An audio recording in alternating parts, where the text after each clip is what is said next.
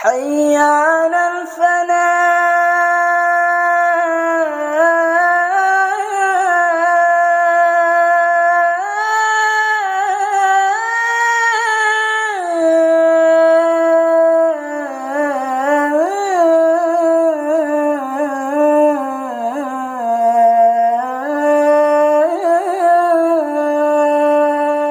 أعوذ بالله من الشيطان الرجيم. بسم الله الرحمن الرحيم. السلام عليكم ورحمة الله وبركاته. الحمد لله رب العالمين، وبه نستعين على أمور الدنيا والدين، وحده والصلاة والسلام على رسول الله أجمعين. أشهد أن لا إله إلا الله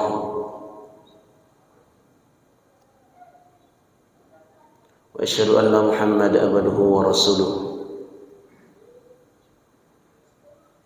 اللهم صل على سيدنا محمد وعلى آل سيدنا محمد.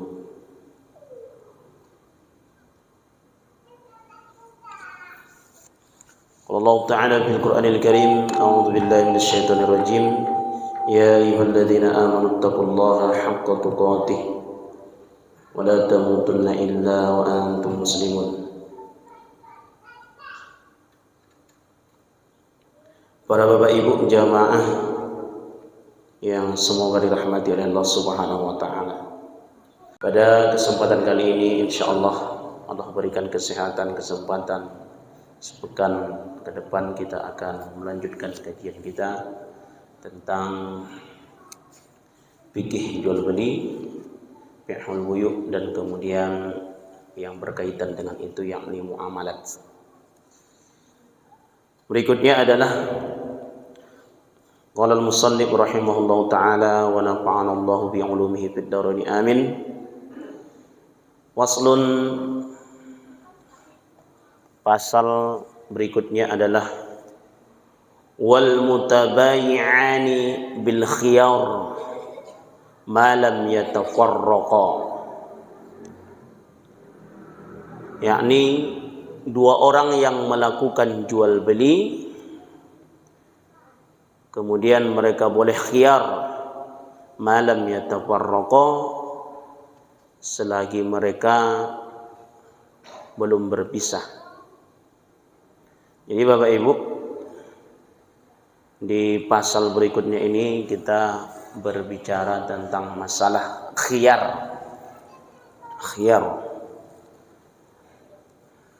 Apa itu khiyar Bapak Ibu? Khiyar itu hak untuk membatalkan di antara kedua belah pihak, antara si penjual dan si pembeli. Walahuma, dan keduanya, ayyashtaritul khiyar ila salasati ayyam. Di antara keduanya boleh memberikan syarat ila salasati ayyam, sampai kemudian dia 3 hari. Berarti di sini ada dua jenis khiyar tersebut. Al-khiyar kama dzakar Syekh, khiyar sebagaimana yang disebutkan oleh Syekh, nau'ani, ada 2 jenis. Pertama khiyar majlis, yang kedua khiyar syarat. Summa khiyar majlis yasbutu fi anwa'il bai'.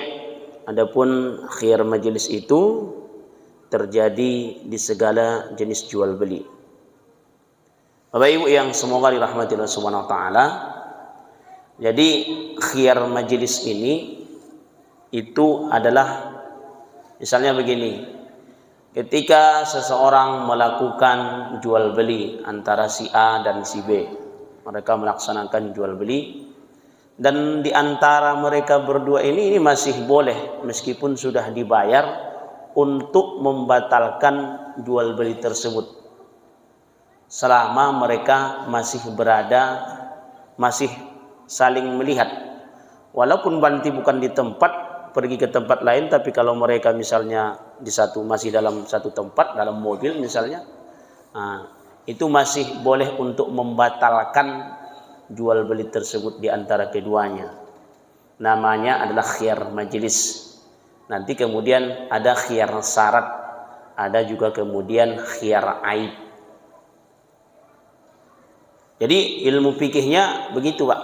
Boleh.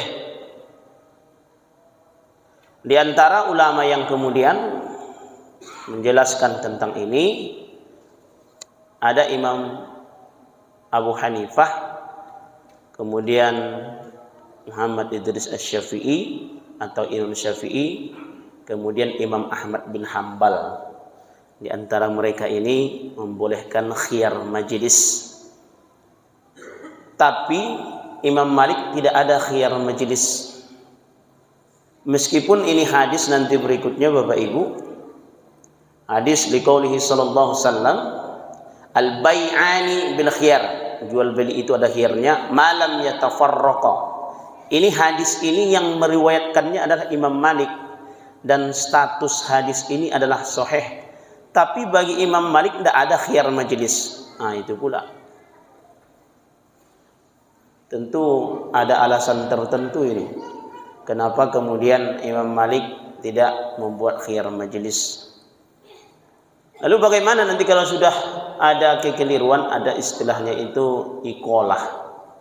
Kalau kemudian nanti cacat, maka kemudian berdunding di antara kedua belah pihak. Ada yang satu mungkin menambah, ada yang satu mengurangi. Tapi khiyar majelis dalam Imam Malik, meskipun dia meriwayatkan hadis yang sahih, maka kemudian tidak ada. Tapi kemudian itu secara umum diperbolehkan.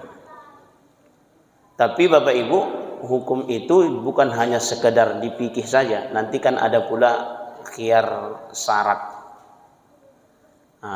Seseorang kemudian kalau belanja dengan kita, itu bukan hanya sekedar persoalan fikih saja, harus ada juga perasaan. Nanti bisa jadi terjadi ada orang kemudian yang belanja dengan kita, lalu tiba-tiba dia kemudian ingin membalikkan yang dibelinya itu karena situasi dan kondisi. Misalnya dia beli baju ke kita, karena kemudian mohon maaf ada sesuatu, misalnya butuh betul dia duit, tapi sudah dibelanjanya dengan kita barang tersebut atau apalah namanya, datang kembali dia dengan kita, dia sudah pulang ke rumahnya, maka Pak tolonglah saya mau membatalkan jual beli yang kita lakukan tadi. Ini barang Bapak belum rusak, saya kembalikan ke Bapak. Kalau dijawab dengan persoalan fikih saja, nggak bisa. Harus ada perasaan. Oh, baru belajar masalah khiyar tadi, tidak boleh. Bapak sudah keluar dari majelis, maka secara fikih diterangkan pula begitu, tidak boleh. Kita kan punya perasaan juga, Pak. Oh, kalau begitu tidak apa-apalah. Bapak balikkan kembali, masih utuh barangnya, silahkan. Jadi bukan hanya sekedar persoalan fikih saja. Jadi Bapak Ibu, nah khiyar majelis ini adalah adanya kemudian membatalkan di antara kedua belah pihak, baik kemudian si penjual atau kemudian si pembeli, ketika mereka masih berada berpapasan, berhadapan di tempat tersebut. Bapak kemudian datang seseorang belanja ke toko kita, maka kemudian dia batalkan di tempat. Itu namanya adalah khiyar majelis. Adapun kemudian khiyar syarat itu adalah dia dengan batas 3 hari. Nanti sekian hari, 3 hari, maka kemudian balikkan. Kalau tidak, kalau ada yang rusak, balikkan. Kalau tidak nanti, berarti kalau sudah lewat dari itu, maka kemudian itu tidak bisa lagi. Berarti itu namanya khiyar syarat. Bapak Ibu yang semoga dirahmati oleh Allah Subhanahu wa taala. Ulama di antara yang kemudian memberikan nama khiyar majelis ini adalah yang kemudian membolehkan, di antaranya adalah Imam Abu Hanifah, kemudian Imam Syafi'i, dan kemudian Imam Ahmad bin Hambal. Jumhur ulama khiyar majelis itu adalah ada dan kemudian diperbolehkan. Bapak Ibu yang semoga dirahmati Allah Subhanahu wa taala, ini yang dapat saya sampaikan, semoga bermanfaat bagi kita semua, mudah-mudahan menjadi kebaikan. Tutup dengan doa, subhanakallahumma bihamdika asyhadu an la ilaha illa anta astaghfiruka wa atubu ilaik. Wassalamualaikum warahmatullahi wabarakatuh.